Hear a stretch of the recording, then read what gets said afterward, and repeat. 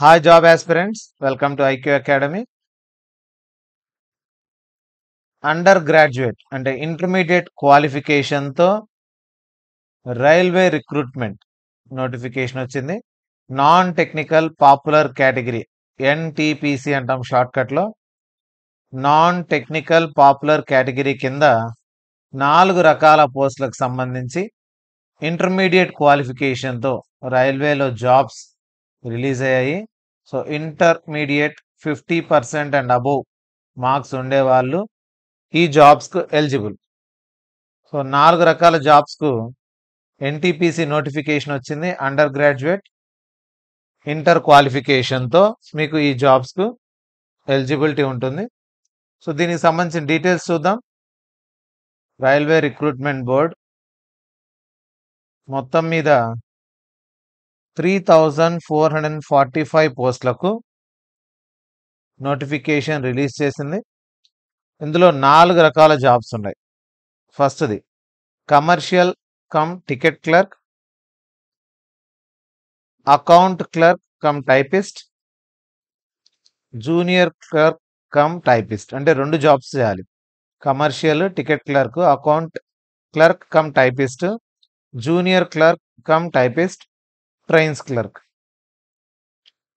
So వీటికి age limit 18 to 30 ఉన్నింది ముందు. ఇప్పుడు ఏం చేస్తాడంటే కోవిడ్ ప్రాబ్లం వల్ల నోటిఫికేషన్ సరిగా రాలేదు కాబట్టి ఇప్పుడు ఆ ఏజ్ను పెంచాడనమాట. 18 to 33 చేశాడు. సో అన్ని పోస్టులకు ఇంటర్మీడియట్ క్వాలిఫికేషన్తో 18 to 33 వరకు, 18 మినిమం ఏజ్, 33 మ్యాక్సిమం ఏజ్. ఎన్ని వేకెన్సీస్ ఉన్నాయంటే 2022 ఉన్నాయి. Commercial clerk, account clerk typist వచ్చేసి 361, junior clerk cum typist 990, trains clerk వచ్చేసి 72 ఉన్నాయి. టోటల్గా చూసినట్లయితే 3445 పోస్టులకు ఇంటర్మీడియట్ క్వాలిఫికేషన్తో జాబ్స్ అనేటివి రిలీజ్ చేయడం జరిగింది ఆర్ఆర్బి. ఇక ఇది ఎప్పటి నుంచి అప్లై చేసుకోవాలి అంటే opening of online registrations 21 September నుండి, క్లోజింగ్ వచ్చేసి 20th అక్టోబర్ వరకు. లాస్ట్ డేట్ వరకు వెయిట్ చేయొద్దండి. లాస్ట్ డేట్లో ఒక్కోసారి వెబ్సైట్ కూడా ఓపెన్ కాదు. ఇంకా ఫీజు పే చేయడానికి లాస్ట్ డేట్ వచ్చేసి ముందే ఫీజు పే చేయొచ్చు, ఇంకో 2 days ఎక్స్ట్రా ఇచ్చాడు. Dates for fee payment after closing date, closing date తర్వాత కూడా 2 days వరకు ఫీ పేమెంట్కు ఛాన్స్ ఉంది. ఇక ఏమైనా మోడిఫికేషన్స్ ఉంటే, మీరు ఫిల్ చేసిన ఏమైనా మిస్టేక్స్ ఉండి కరెక్షన్స్ ఉంటే దానికోసం 23rd నుండి అక్టోబర్ నుండి 1st నవంబర్ వరకు కూడా డేట్ ఇవ్వడం జరిగింది. సో ఇవి టోటల్గా రిక్రూట్మెంట్కి సంబంధించిన ఇంపార్టెంట్ డేట్స్. ఇక ఎగ్జామ్ ఎప్పుడు ఉంటుంది అనేది డ్యూ కోర్స్ ఆఫ్ టైంలో తెలియచేస్తారు మీకు. అది సపరేట్గా నోటిఫికేషన్ లాగా వస్తుంది. ఇక వేకెన్సీస్ చూస్తే సౌత్ రీజన్లో ఉండే వేకెన్సీస్ చూసినట్లయితే బెంగళూరుకు సంబంధించి కమర్షియల్ క్లర్క్ 48 ఉన్నాయి, accounts clerk 5, junior clerk cum typist 7 ఉన్నాయి. టోటల్గా 60 పోస్టులు ఉన్నాయి బెంగళూరుకు సంబంధించి. ఇక చెన్నై రీజియన్లో చూసినట్లయితే టోటల్గా 194 పోస్టులు ఉన్నాయి. కమర్షియల్ క్లర్క్ సంబంధించి 39 ఉన్నాయి. సో ఎక్కువగా మీరు చూసినట్టయితే జూనియర్ క్లర్క్ కమ్ టైపిస్ట్ సంబంధించి ఎక్కువ పోస్టులు ఉన్నాయి ఇక్కడ. అండ్ అకౌంట్స్ క్లర్క్ ఒక 28 ఉన్నాయి, కమర్షియల్ క్లర్క్ 39 ఉన్నాయి. బెంగళూరుతో పోల్చుకుంటే చెన్నై వేకెన్సీస్ ట్రిపుల్ ఉన్నాయి. ట్రిపుల్ కంటే ఎక్కువ. ఇక్కడ 60 ఉంటే ఇక్కడ 194 ఉన్నాయి. సో కాంపిటీషన్ కూడా ఎక్కువగా ఉండొచ్చు. మీరు ఒకే రీజన్కి అప్లై చేసుకుంటారు కాబట్టి బెంగళూరు కానీ చెన్నై కానీ ఏది చేస్తారనేది మీ పైన డిపెండ్ అయి ఉంటుంది. నెక్స్ట్ కన్నా సికింద్రాబాద్ రీజన్ చూస్తే మనకు సికింద్రాబాద్ రీజన్లో టోటల్గా 89 పోస్టులు ఉన్నాయి. కమర్షియల్ క్లర్క్ సంబంధించి 32, అకౌంట్స్ క్లర్క్ 37, జూనియర్ క్లర్క్ వచ్చేసి 20 ఉన్నాయి. టోటల్గా 89 పోస్టులు ఉన్నాయి. ఇక తిరువనంతపురం ఆర్ఆర్బి చూసినట్లయితే 112 ఉన్నాయి. సో సౌత్లో మొత్తం మీద చూసినట్లయితే చెన్నైలో 194, తిరువనంతపురం 112, సికింద్రాబాద్ 89 అండ్ బెంగళూరు సంబంధించి 60 ఉన్నాయి. ఇవి పోస్టుల వివరాలు. ఒక్కొక్క దానికి సంబంధించిన ఇక్కడ పోస్టులు కూడా మీరు చూసుకోవచ్చు. కమర్షియల్ క్లర్క్ ఇక్కడ ఎక్కువ ఉన్నాయి తిరువనంతపురంలో. మీకు ఇక్కడ చూస్తే junior clerk cum typist Chennai రీజన్లో ఎక్కువ ఉన్నాయి. కమర్షియల్ క్లర్క్ ఇక్కడ ఉన్నాయి 48 ఉన్నాయి. సో ఇవి రీజన్ వైజ్ మన సౌత్ సైడ్ ఉండే రీజన్ వైజ్ డీటెయిల్స్. ఇక ఎగ్జామ్ ఎలా ఉంటుంది, ఎన్ని స్టేజెస్లో ఉంటుంది? ఎగ్జామ్ వచ్చేసి 2 స్టేజెస్లో ఉంటుంది. కంప్యూటర్ బేస్డ్ టెస్ట్, కంప్యూటర్ పైన రాయాల్సి ఉంటుంది. దాని తర్వాత టైపింగ్ టెస్ట్ ఉంటుంది. టీఎస్టీ అంటారు, typing skill test. So typing skill test ఎవరికి ఉంటుందంటే అకౌంట్స్ క్లర్క్ కమ్ టైపిస్ట్కు, జూనియర్ క్లర్క్ కమ్ టైపిస్ట్, ఈ 2 పోస్టులకు మాత్రమే టైపింగ్ టెస్ట్ ఉంటుంది. సో అకౌంట్స్ క్లర్క్ తర్వాత వచ్చేసి జూనియర్ క్లర్క్, ఈ 2 పోస్టులకు మాత్రమే. కమర్షియల్ క్లర్క్కు టైపింగ్ టెస్ట్ ఉండదు, ట్రైన్స్ క్లర్క్ కూడా ఉండదు. డాక్యుమెంట్ వెరిఫికేషన్, దాని తర్వాత మెడికల్ ఎగ్జామినేషన్. సో 2 స్టేజెస్లో ఎగ్జాము, తర్వాత ఈ 2 పోస్టులకు స్కిల్ టెస్ట్, మిగతా వాటికి స్కిల్ టెస్ట్ లేదు. డాక్యుమెంట్ వెరిఫికేషన్, మెడికల్ టెస్ట్, దీంతో రిక్రూట్మెంట్ అయిపోతుంది. ఇక షార్ట్ లిస్టింగ్ ఎలా చేస్తారంటే రీజన్ వైజ్, ఇప్పుడు చెప్పాను కదా, చెన్నై అయితే చెన్నై రీజను, బెంగళూరు అయితే బెంగళూరు రీజన్, ఇలా రీజన్ వైజ్ ఏం చేస్తారంటే ఫస్ట్ ఫేజ్లో ఎంతమంది అప్లై చేస్తారో అందులో క్వాలిఫై అయిన వాళ్ళను ఎలా తీస్తారంటే 15 టైమ్స్ తీస్తారు.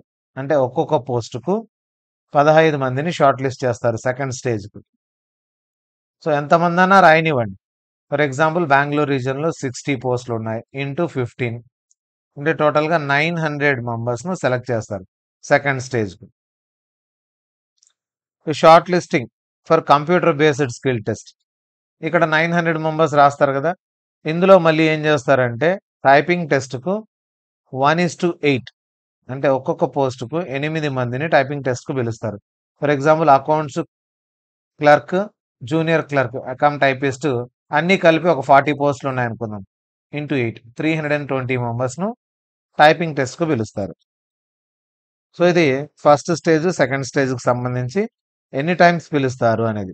సో ఫస్ట్ స్టేజ్ నుంచి సెకండ్ స్టేజ్కి సెలెక్ట్ చేసేటప్పుడు 1:15, సెకండ్ స్టేజ్ నుంచి టైపింగ్ టెస్ట్కి అయితే 1:8 పిలుస్తారు. ఎగ్జామ్ ఫీజ్ అన్ని కేటగిరీ వాళ్ళకు ఎగ్జామ్ ఫీజ్ 500.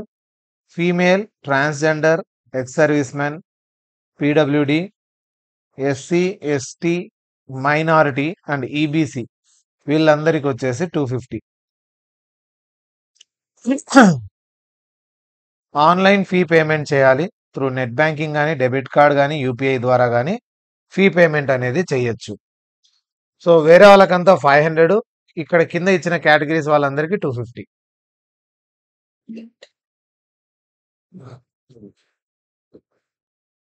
ఇక ఎగ్జామ్ ప్యాటర్న్ చూసినట్లయితే first stage computer based test, questions ఎన్ని ఉంటాయి, ఎంత టైం, టోటల్ టైం వచ్చేసి 90 మినిట్స్ ఉంటుంది ఎగ్జామ్ టైము. అందులో 40 క్వశ్చన్స్ జనరల్ అవేర్నెస్ సంబంధించింది, 30 questions mathematics, 30 questions reasoning, general intelligence and reasoning. So maths 30, reasoning 30 and GK 40, టోటల్గా 100 క్వశ్చన్స్ ఉంటాయి. ఈ 100 క్వశ్చన్స్కు టోటల్ టైం వచ్చేసి 90 minutes. The examination duration will be 120 minutes for PWD. So scribe ఉండే వాళ్ళకు, PWD వాళ్ళకు 120 minutes, 30 minutes extra ఇస్తారు. ఇక negative marking ఎలాగంటే 1/3 నెగిటివ్ మార్కింగ్, అంటే 3 మిస్టేక్స్ చేసినందుకు 1 మార్కు పోతుంది. సో టోటల్గా ఎన్ని క్వశ్చన్స్ ఉంటాయి, 100 క్వశ్చన్స్ ఉంటాయి. మీకు టైం 90 మినిట్స్ ఉంటుంది. 100 క్వశ్చన్స్ 90 మినిట్స్. ఈ 100 క్వశ్చన్స్ కూడా 40, 30, 30 లాగా ఉంటాయి. 40 వచ్చేసి general awareness, 30 maths, 30 reasoning, general intelligence and reasoning. ఇది ఫస్ట్ స్టేజ్ సిబిటి. ఇందులో సిలబస్ ఏముంటుందంటే మ్యాథమెటిక్స్ సంబంధించి number system, decimals, fractions, LCM and HCF, mostly arithmetic పార్టే ఉంటుంది, అంత ఈజీగా ఉంటుంది. Percentage, mensuration, time and work, time distance, simple interest, compound interest, profit and loss, elementary algebra, geometry, trigonometry and statistics. ఇక general ఇంటెలిజెన్స్లో analogy, number series, letter series, coding, decoding, mathematical operations, similarities and differences, relationships, analytical reasoning, syllogism, jumbling, Venn diagrams, puzzle test, data sufficiency, statement conclusion, statements, courses of action, decision making, maps, graph interpretation. ఇవి general intelligence. ఈ 2 సెక్షన్‌లు చాలా వరకు easy. అందరూ బాగా score చేయగలిగినేటివి. ఇక ఎక్కువ focus చేయాల్సింది, ఎక్కువ మార్క్స్ ఉండేది జనరల్ అవేర్‌నెస్ పైన. సిలబస్ కూడా చాలా వాస్ట్ సిలబస్ ఇది. సో, దీనిపైన ఎక్కువగా ఫోకస్ చేయాలి. Up to 10th class CBSE text books పైన ఎక్కువగా ఫోకస్ చేయాలి. Science and life sciences, history of India, freedom struggle, physical, social and economic geography of India and world, Indian polity, governance, constitution సంబంధించి, political system, general scientific and technological developments ఏమేమి ఉన్నాయి, స్పేస్కు సంబంధించి, nuclear programme సంబంధించి, ఇక United Nations వాటికి సంబంధించిన world organisation సంబంధించి important news, environmental issues ఏమున్నాయి, computer knowledge, computer applications, common abbreviations, transport system ఎలా ఉంది, ఇండియన్ ఎకానమీ ఎలా ఉంది, ఫేమస్ పర్సనాలిటీస్, తర్వాత government programmes, central government programmes ఏమున్నాయి, సో ప్లాంట్స్ గురించి, అనిమల్స్ గురించి, పబ్లిక్ పార్క్స్ గురించి, important government and public sector organisations, వీటన్నిటికీ సంబంధించి monuments, games and sports, art and culture, national international current affairs, ఇవన్నీ కలిపి మీకు 40 క్వశ్చన్స్ వస్తాయి. ఎక్కువగా సైన్స్ పార్ట్ కూడా ఎక్కువగా ఉంటుంది. 10th క్లాస్ వరకు ఉండే సైన్స్ పార్ట్ను కూడా బాగా కవర్ చేసుకోవాలి. So up to 10th class CBSE text books బాగా చేయగలిగితే, మీరు చదవగలిగితే సైన్స్ అండ్ సోషల్ సంబంధించినవి చాలా వరకు మీకు కవర్ అయిపోతాయి. కొద్దిగా స్టాటిక్ జీకే చూసుకుంటే సరిపోతుంది. ఇక మినిమం పర్సంటేజ్ ఎంత క్వాలిఫైయింగ్, మినిమం 40% రావాలి. అంటే 120 మార్క్స్, 100 మార్క్స్కు 40%, 40 మార్క్స్ కంపల్సరీ క్వాలిఫై కావడానికి ఓపెన్ కేటగిరీ అండ్ ఈడబ్ల్యూఎస్ రెండింటికి 40% రావాలి. ఓబీసీకి అయితే 30%, నాన్ క్రీమీ లేయర్ వాళ్ళకు, ఎస్సీకి 30, ఎస్టీకి 25. ఇది మినిమం పర్సంటేజ్ అనమాట మార్క్స్ రావాల్సింది. లేదంటే నెక్స్ట్ లెవెల్కు తక్కువ మంది ఉన్నా కూడా క్వాలిఫై చేయరు.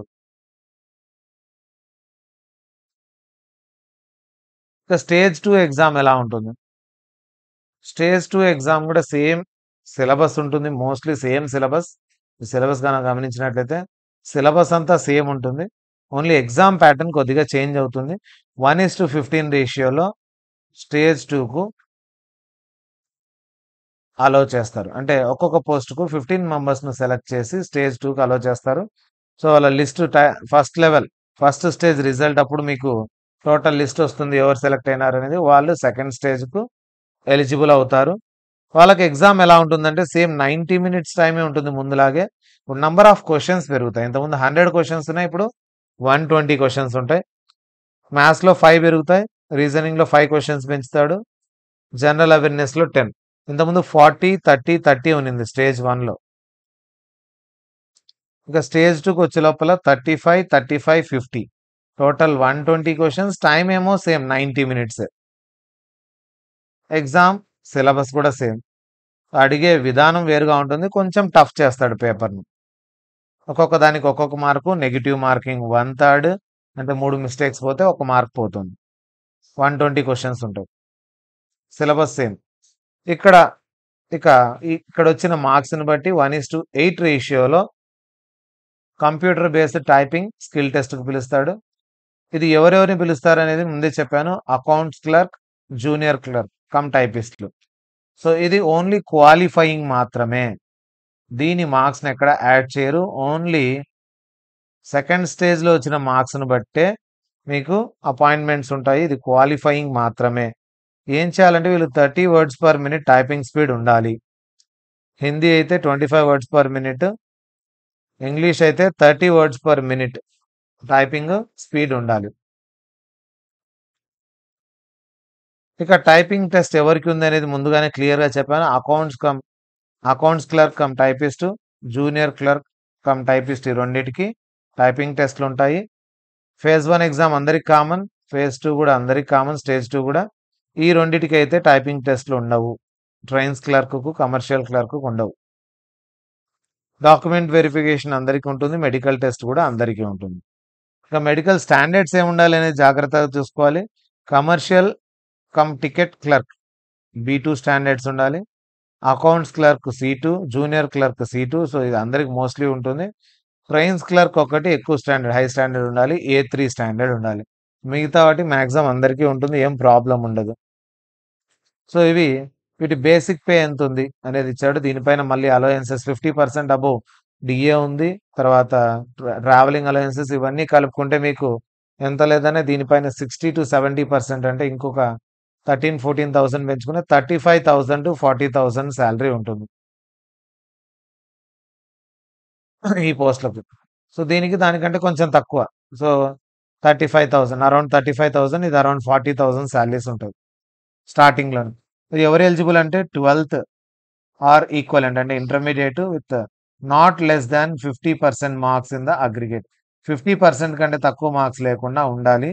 50% marks is not insisted upon in case of SC, ST or PWD. వీళ్లకు 50% మార్క్స్ అనేది తీసుకోరు. ఓన్లీ క్వాలిఫై అయినా చాలు ఇంటర్మీడియట్ వాళ్ళు.